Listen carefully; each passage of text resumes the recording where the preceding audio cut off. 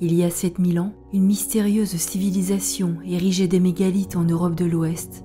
Des chercheurs autodidactes retrouvent aujourd'hui la géométrie précise qui sous-tend leurs implantations. Nous comprenons dorénavant que la civilisation mégalithique était très avancée en diverses connaissances scientifiques. Des millénaires plus tard, le roi François Ier établissait des alignements sur la carte de France à l'aide des châteaux qu'il faisait bâtir. Pourtant, personne à cette époque ne pouvait s'en rendre compte. Pourquoi et comment a-t-on posé cette géométrie cartographique ? La plaque du château de Loury nous enseigne une partie de la réponse. Il existait des dépôts, des trésors qui ont été cachés pour être retrouvés quand le temps serait venu. Au sein d'un décodage sophistiqué et irréfutable, nous dégageons deux éléments qui peuvent être énoncés sommairement. Le mot « dépôt » est écrit sur la plaque. La lettre A étant l'initiale de alien, c'est-à-dire étranger, pour évoquer un dépôt de provenance étrangère. Nous constatons ce qui suit. Les 3 A minuscules du texte sont sur la même ligne. Les 3 A majuscules forment un triangle rectangle à la proportion du nombre d'or. Une bonne hypothèse est qu'il a existé une civilisation sophistiquée avant la nôtre. Elle aurait disparu dans le grand déluge universel dont toutes les traditions se souvenaient. Le médium Edgar Cayce affirmait que l'Atlantide avait vraiment existé et que les Atlantes avaient développé une haute technologie. Sachant que leur île allait disparaître brutalement, ils auraient enfoui en différents endroits de la Terre un héritage à destination de l'humanité qui suivrait. Cette idée correspond dans la Bible aux 2 arches. L'arche de Noé est un bateau comme un grand coffre qui a sauvé la vie de quelques personnes des eaux destructrices du déluge. Elle est le symbole du legs d'un monde disparu. L'Arche d'Alliance était le coffre de Yahvé. En fait, une machine aux capacités prodigieuses. Elle pouvait cracher un feu meurtrier. C'est pourquoi elle était apportée sur les champs de bataille avec succès. L'Arche de Noé correspond à l'élément eau, alors que l'Arche d'Alliance est rattachée au feu. Ces 2 objets sont des réalités concrètes qui seront retrouvées dans le futur, notamment en France.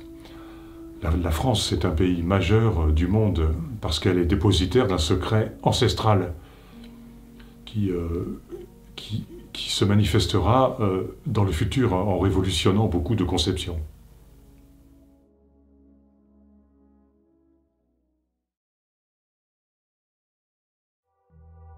L'angle royal que nous avons évoqué précédemment comporte un problème d'anachronisme. À l'époque de la Renaissance, les cartes précises n'existaient pas. On peut alors se demander comment les hommes de François Ier ont posé les châteaux sur la carte avec une grande précision. Soit ils bénéficiaient d'informations cartographiques issues d'un lointain passé, soit ils ont été aidés par une civilisation extérieure. Autre anachronisme, la présence du maître aux époques de la Renaissance et des rois de Versailles, bien avant l'officialisation de cette unité de mesure. Soit le maître a été une connaissance de l'Atlantide, transmise secrètement d'âge en âge jusqu'à la France de l'Ancien Régime, soit il a été apporté par une civilisation non terrestre. Il a donc existé une facette secrète de l'architecture royale. Elle consistait à bâtir les monuments importants en des points cartographiques précis. La finalité était de témoigner pour la postérité de connaissances hors normes, notamment dans le domaine cartographique, dans les dimensions de la Terre, dans le domaine mathématique, géométrique.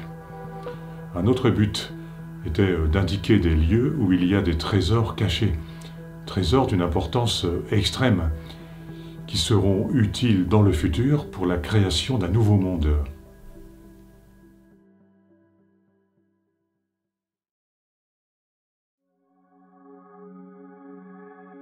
L'architecture en elle-même portait une décoration qui donnait des informations complémentaires, eschatologiques, sur le personnage de Jésus-Christ, sur les dieux descendus du ciel ou sur les cycles du temps, le tout en accord avec les civilisations anciennes.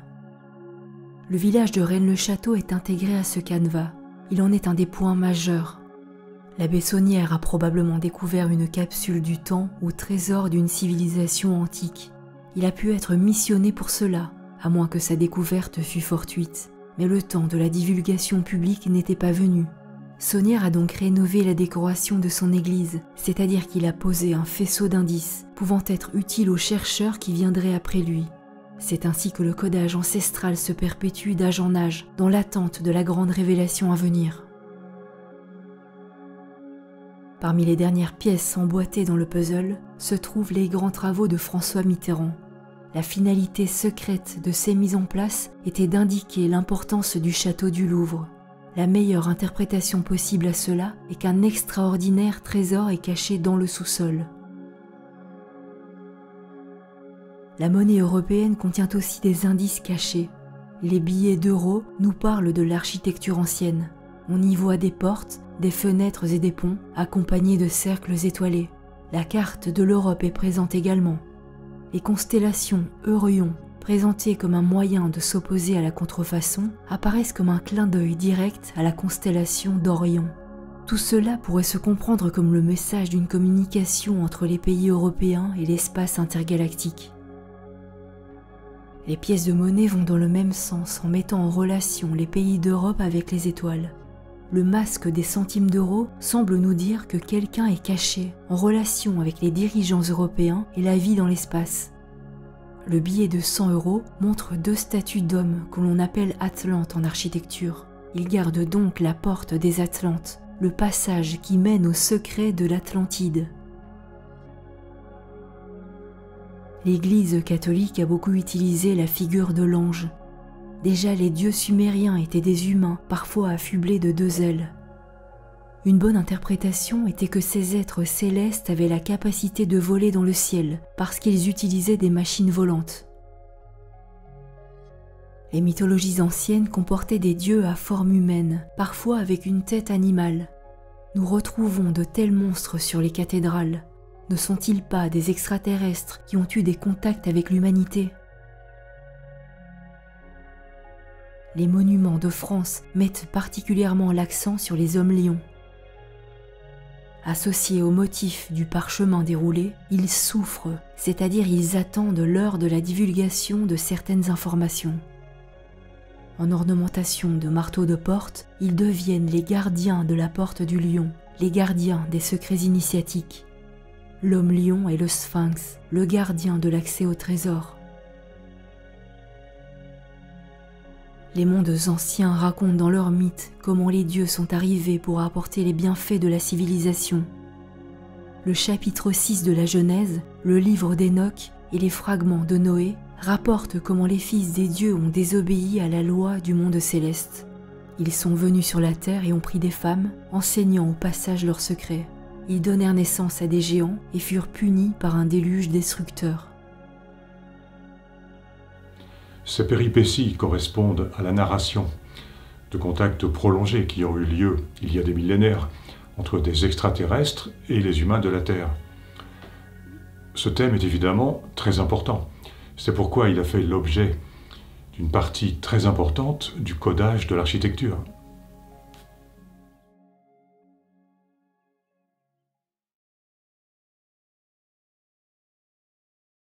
Ici, par exemple, au château de Versailles, le chapeau ailé symbolise un aéronef, puisque dans les siècles passés, on appelait les ovnis des chapeaux volants. 2 angelots ou galactiques apportent sur la Terre des cornes d'abondance, symboliques de la richesse inépuisable. C'est le cadeau qu'ils offrent à l'humanité. Ici, les fils des dieux au regard peu sympathique encadrent un vase, autre symbole de ce qu'ils offrent à l'humanité. Les cornes d'abondance sont toujours là. Dans la galerie des glaces, ces enfants sont à nouveau accompagnés de cornes d'abondance. Ils n'ont rien d'innocent, ils sont environnés d'armes qui ne leur conviennent pas vraiment.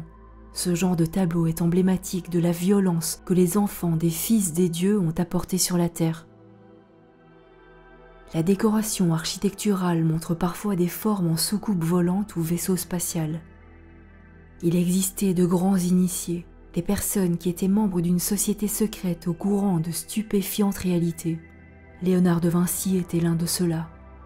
Ses tableaux les plus connus sont porteurs d'un codage, un message pour le futur. Il s'était pris de passion pour la fabrication d'une machine volante. Ces tableaux contiennent un code secret qui mène aux engins volants et à ceux qui les pilotent.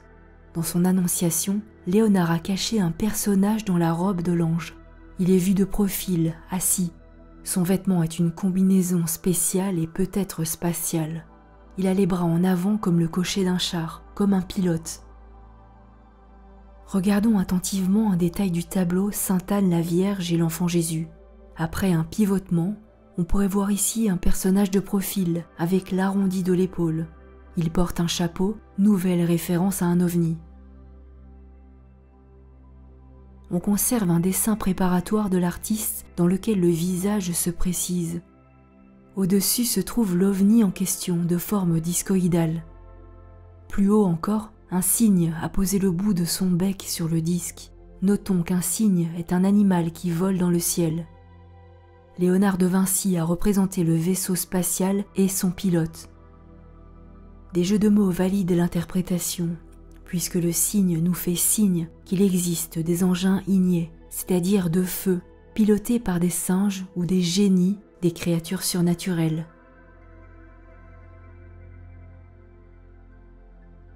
Michel Nostradamus a écrit ces fameuses prophéties qui sont autant de quatrains au sens inintelligible.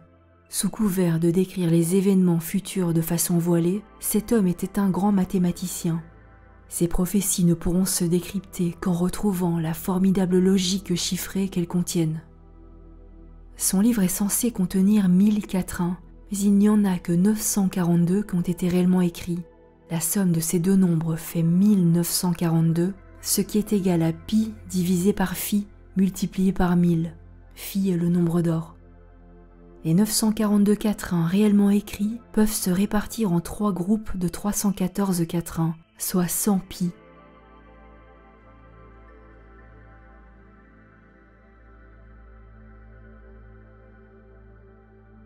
De nos jours, il est nécessaire de constater la dégradation généralisée de notre société. Plus rien ne va vraiment. Les gouvernements sont corrompus, les gens sont endormis devant leur télévision, ils ont perdu leur âme dans une frénésie de consommation. La spiritualité est perdue, la nature est en cours de destruction, alors que la glace des pôles fond à vitesse accélérée. La stabilité écologique n'est pas garantie pour le futur. Nous vivons le début de la période dite de la fin des temps, époque de dévastation et de révélation des grands secrets.